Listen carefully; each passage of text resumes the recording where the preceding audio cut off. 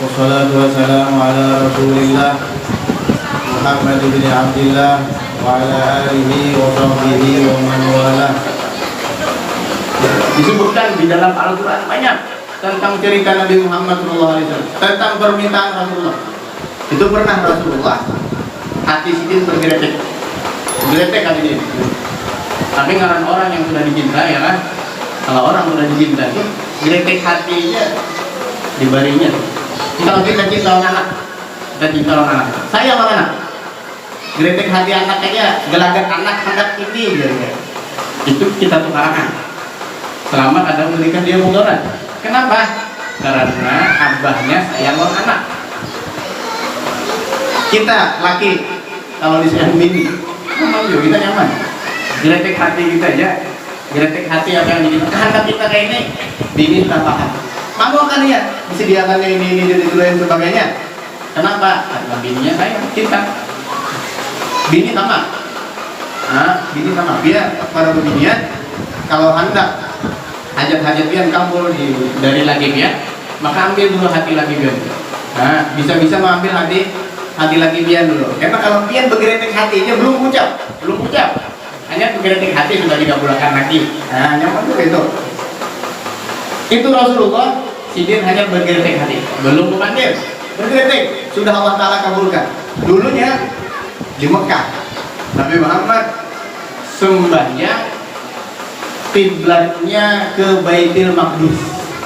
Jadi dulu kita sholat 5 waktu, zuhur, asar, maghrib, isya, subuh.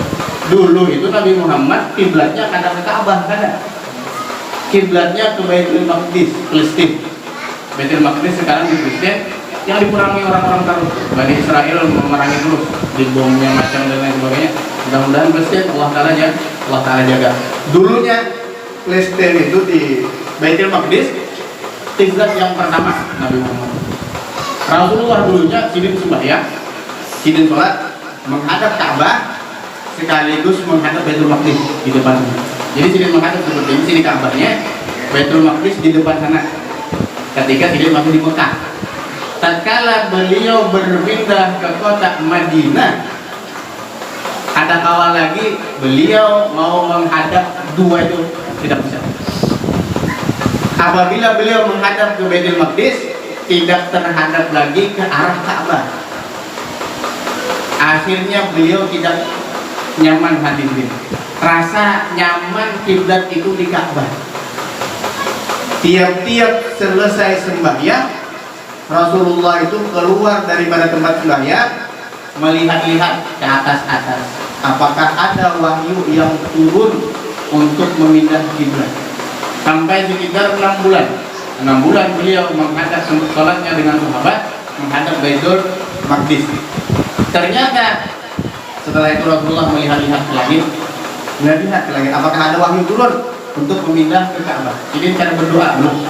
Kadang minta, ya Allah, hawil Ka'bah, hawil kiblat ila Ka'bah. Ya Allah, pindahlah kiblat ke Ka'bah. Ini cara berpikir seperti itu. Tidak berbicara seperti itu. Yang beliau ada kritikan hatinya supaya Ka'bah kiblat ini dipindah ke Ka'bah. Ternyata tiba-tiba kadalawas, tidak lama setelah itu diturunkan Allah Subhanahu wa Ta'ala ayat Al-Qur'an. Sebutkan di dalam ayat Al-Qur'an, qad nara tagalluba wajhika fis sama. Hai Muhammad, aku mengetahui, kata Allah Ta'ala, bahwa muka engkau itu berbolak-balik ke langit. Qad nara tagalluba wajhika fis sama. Balan waliyan maka qiblatan tardoha. Kami mulai sekarang, kata Allah Ta'ala, akan kami pindah kiblat yang dulunya di Baitul Maqdis menjadi ke Ka'bah. Sampai sekarang kita menghadap kiblat ke Ka'bah. Gara-gara apa? Gara-gara geretekan hati Nabi Muhammad SAW. Geretekan hati dia.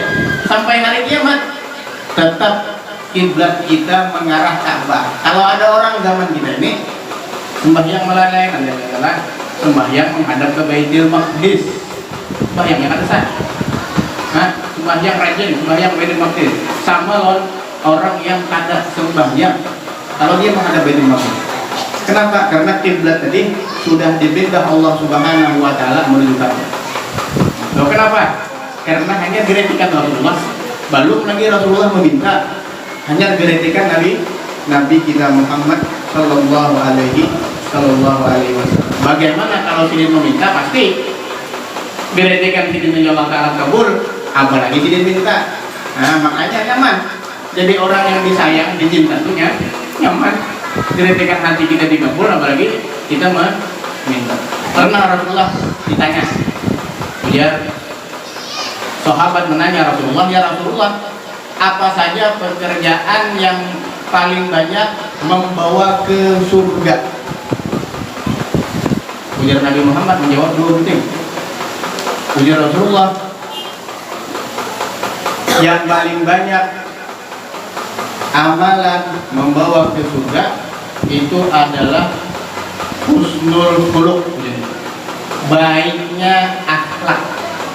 Husnul khuluq, baiknya akhlak, itulah yang paling banyak membawa seseorang ke dalam surga. Baik akhlak dalam artian akhlaknya mengikuti akhlak baginda Nabi Muhammad Sallallahu Alaihi Wasallam. Kenapa? Karena Rasulullah ahsanan nasi khuluqan wa khalqan. Nabi Muhammad sepaling baik akhlaknya dan rupanya. Rasulullah Sallallahu Alaihi.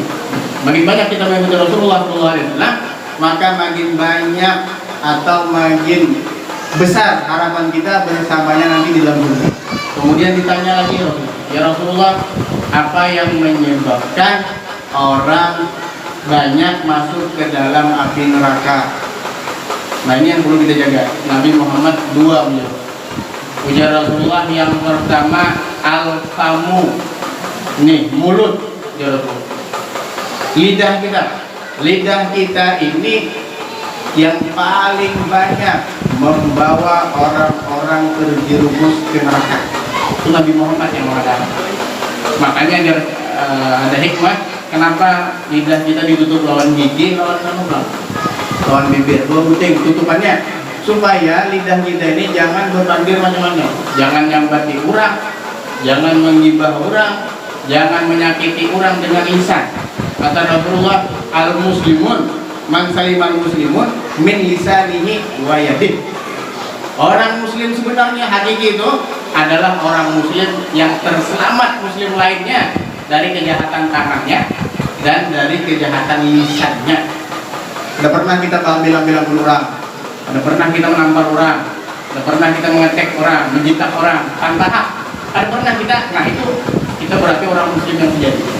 Lidah kita ada pernah menyambati orang, ada pernah berdusta, bergibah, menyumpah-nyumpahi orang, berarti kita termasuk orang yang muslim sejati. Tapi kalau sebaliknya, berarti kita orang muslim yang muslim-musliman aja berarti. Nah, kemudian ujar Rasulullah, yang kedua, yang paling banyak memasukkan orang ke dalam neraka, al-farju, kemaluan. Nah, makanya kita hati-hati, kita jaga dua ini. Lidah kita jangan sampai bermaksiat kepada Allah, kemudian kemaluan kita pun jangan sampai bermaksiat kepada Allah Subhanahu wa ta'ala. Mudah-mudahan kita seberataan akan ditambahkan rasa cinta kita kepada baginda Nabi Muhammad Shallallahu Alaihi Wasallam. Mudah-mudahan tubuh kita ini akan selalu bertambah untuk mengikuti jejak langkahnya baginda Nabi Muhammad Shallallahu Alaihi Wasallam. Mudah-mudahan kita akan terus menyanjung Rasulullah, terus memuji Rasulullah, untuk harapan mudah-mudahan kita bersama baginda Nabi Muhammad Sallallahu Alaihi Wasallam di dalam surganya nanti. Dan mudah-mudahan kita diakui Rasulullah Sallallahu Alaihi Wasallam sebagai umatnya, dan mudah-mudahan kita termasuk kaum Asy'ari, termasuk orang yang dicintai baginda Nabi Muhammad Sallallahu Alaihi Wasallam. Amin ya rabbal alamin. Billahi taufiq wal hidayah. Sallallahu alaihi wa sallam. Alhamdulillah.